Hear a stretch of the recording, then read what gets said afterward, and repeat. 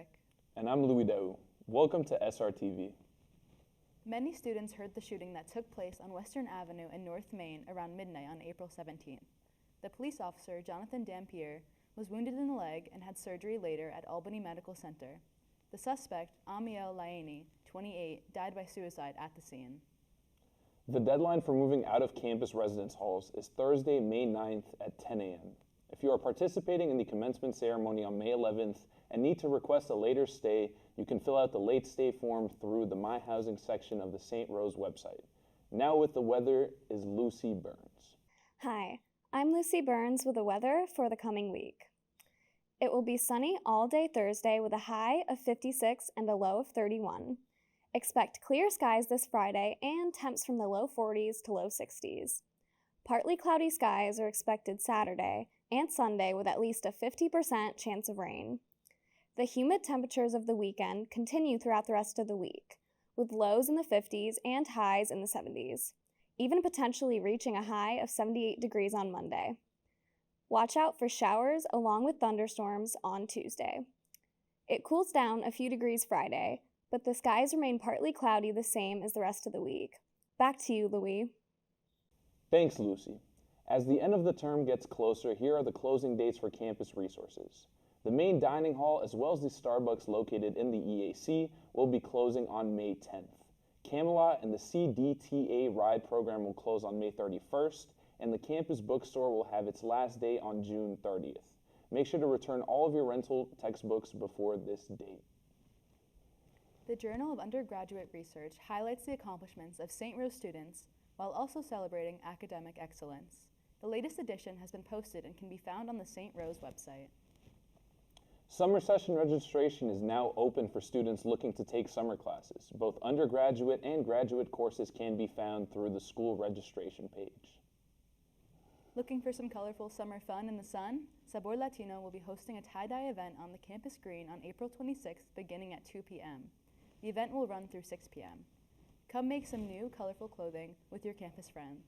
The Chronicle is writing senior profiles for graduating seniors from all departments. Know a senior that you love? Email the Chronicle at the email below. UAlbany will be hosting their showcase of student research on April 30th from 9 a.m. to 4 p.m. The event will take place on the UAlbany campus. It will feature work from several undergraduate and graduate students from every academic department. Over 1,500 presentations will be featured, and all are welcome to attend the showcase for free. Now to Ty Mulchey with sports.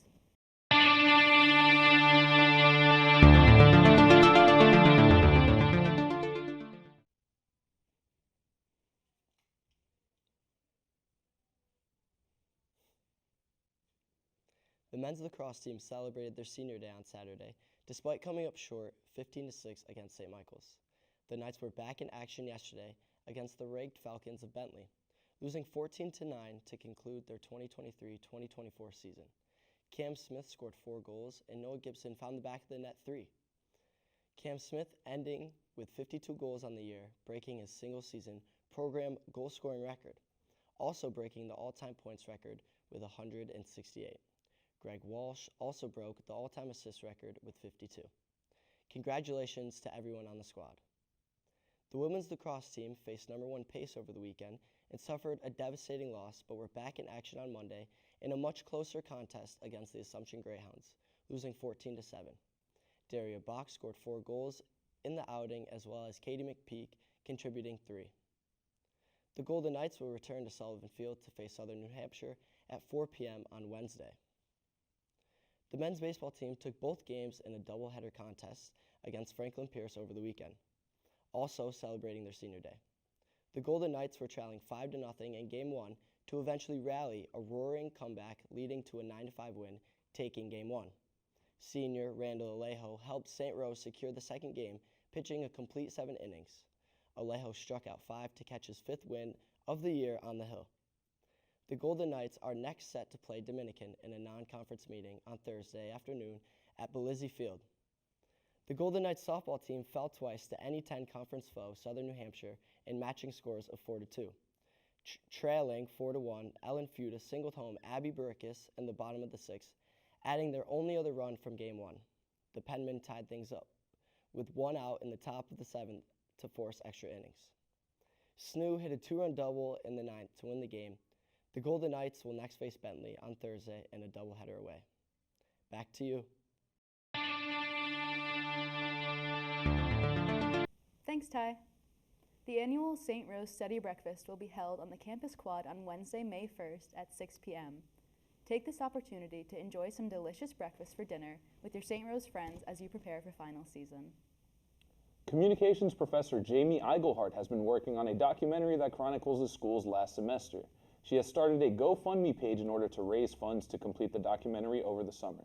She's aiming to raise $12,000 and has raised roughly $1,000 already. To donate, go to the GoFundMe page for the documentary.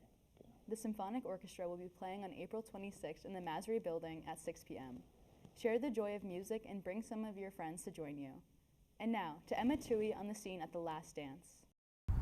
Thanks, guys. I'm here at Glenn Sanders Mansion at Save the Last Dance, hosted by Student Association. Let's go in and get the party started. After checking in at St. Joe's, students and chaperones took buses to the Glenn Sanders Mansion. The mansion provided a riverside view where many students could be seen taking photos. Honestly, I did not want to go to my high school prom, but I like this one. It feels more like, I don't know. It's nice, though. It's nice being older and doing it. The night began with starters and drinks in the bar area and transitioned to the ballroom where dinner and dancing began. A taco and pasta bar were located on either side of the room, and ice cream followed shortly after for dessert. And that everyone here can be themselves without being judged. I love that.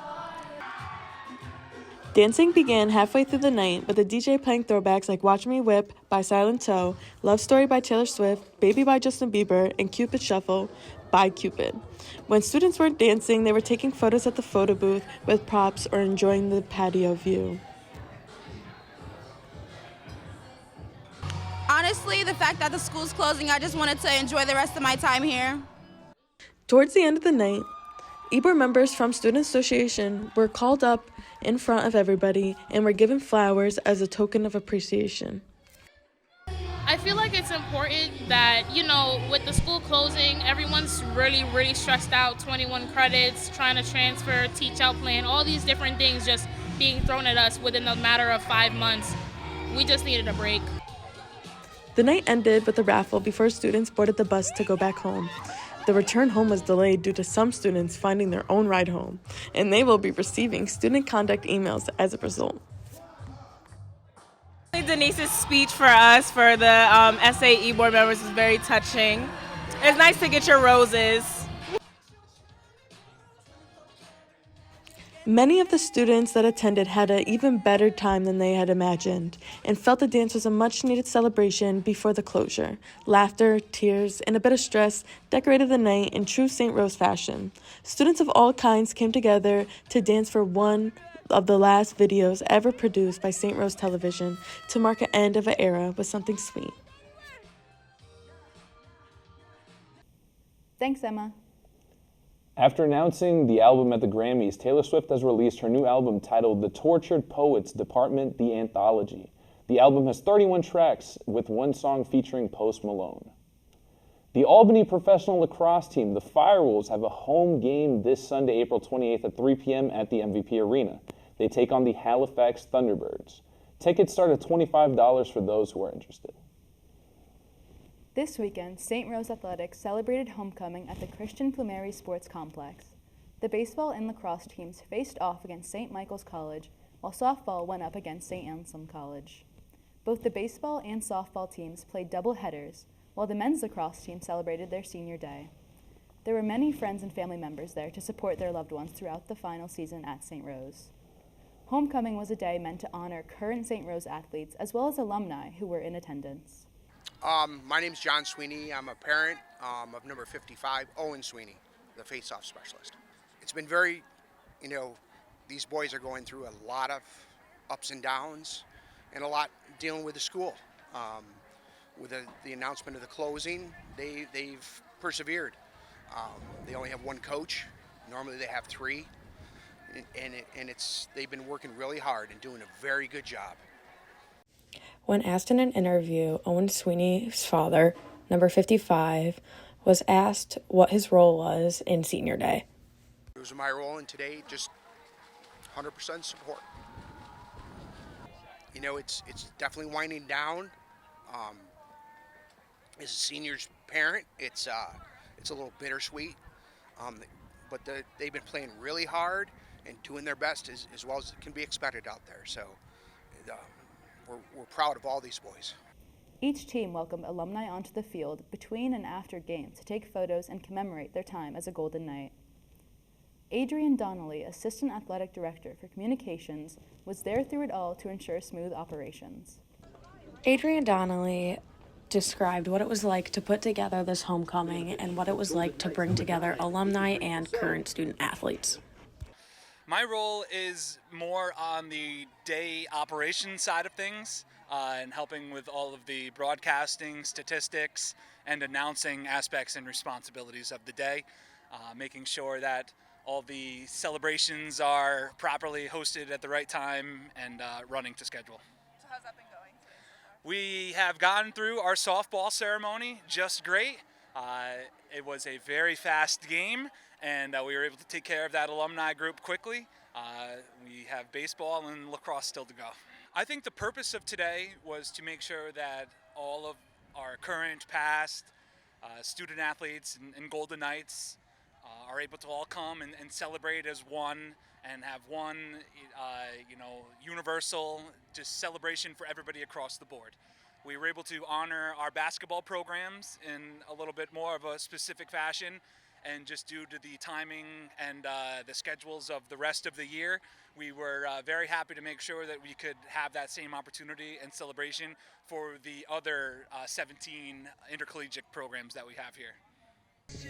Homecoming was a great success, and we are very grateful we were able to celebrate one last homecoming with alumni and present student athletes.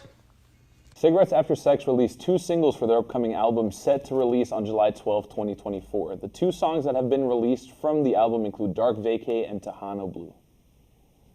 Take a break from the stresses of exams and final papers and go enjoy some goat yoga at Into the Woods Farm on Sunday, April 28th. Sunday, May 12th, the farm is hosting a Mother's Day Goat Yoga special, so go celebrate your mother and the end of the school year at this therapeutic event. Now to Amir Galban with Real Reviews. Branching from one of the most admired video games of the 21st century is the new series Fallout, created by Tim Kaine and Leonard Boyarsky. Set in a post-apocalyptic America 200 years after the war, civilization has been fabricated into nuclear shelters created by Vault-Tec. The Vault's original purpose was to conduct cruel and vicious experiments on the inhabitants without their knowledge. An example of this was shown in Vault 4, where a bunch of humans that lived there had deformities. A man with one eye on his head was the overseer of that vault. Each character uncovers intricate details from the past and shapes the future through its connections with the Great War. Lucie McLean, played by Ella Purnell, is the show's main character as she navigates a dangerous wasteland in search of her captured father. She is unaware of the events from her past and on the surface. She was born in Vault 33. Since birth, she was told that the surface had not gone through any rebuild since the war. You can tell from her act that she is just as delusional about the wasteland as she is resourceful on the wasteland. After being raided and losing her father, against the overseer's command, Lucie escapes to the surface with help from her brothers. One of her brothers, Norm McLean, played by Moises Arias, had a pivotal role in uncovering secrets about the corrupted vaults connected to them, Vault 31 and 32. He never went to the surface, just like hundreds of other dwellers who are lied to. One thing the writers do that is very unique is show America before the nuclear war and when the vaults were just a work in progress. The flashback scenes reveal the motives of characters and causes for what's happening in the present. The Ghoul, played by Walter Goggins, used to be a famous Hollywood actor and had a wife who was a Vault-Tec representative. In flashback scenes, we learn that one of the Ghoul's acting buddies asked him to come to a meeting with people who rejected Vault-Tec and their plans with vaults. He also met Moldaver, played by Sarita Chowdhury, who was a successful woman that convinced him to spy on his wife, finding out the evils of Vault-Tec. Along the way, there's a scientist known as Ziegler, played by Michael Emerson, who is valuable to Lucie for getting her father back. The ghoul is now a well-known bounty hunter, making Ziegler valuable for him as well. During a deadly standoff in a small town on the surface, we meet Maximus, played by Aaron Moulton. He was a child when the Great War of 2077 started, as we are educated with what he has seen through flashbacks. It was Maximus who saved Lucie's life from the ghoul. Throughout, we go back and forth with Lucie and Norm to watch their stories unfold. After leadership changes in Norm's vault, he realizes where he resides isn't all sunflowers and rainbows like they say. Long story short, with some investigative work and getting clues from prisoners, he figures out that his father was a former overseer of all connecting vaults. When going to visit the other vaults, Norm uncovered disturbing evidence of the experiments and the trail of fatality left there. Through his investigating, Norm found the biggest secret inside Vault 31, a room carrying thousands of Vault-Tec bodies in frozen containers. An AI robot in the room tells us how Vault-Tec devised a plan to cryogenically freeze their most loyal employees from the year 2077 after the war to take control of the wasteland. Back to Lucie, she learns how her father played a crucial role in helping Vault-Tec follow through with their plans to start the war. Moldaver tells Lucie about the cruel actions of her father, specifically abandoning her mother after she found out who he was. The creators incorporate themes relating to our society with the capitalistic traditions and monopolies. Vault-Tec is an example of society being ran by selfish leaders, a corporation willing to start a war to guarantee their product will sell. The show faithfully presented adaptation of the video game's atmosphere, as well as its engaging storyline and character developments, making everyone excited for Season 2, which has already been announced. Thanks, Amir. At the Egg, Nate Jackson will be performing on April 27th at 7 p.m. Jackson is a comedian who rose to fame quickly and has 3 million followers and 500 million views on TikTok globally. He's one of the fastest growing comedians because of his content and engagement with TikTok.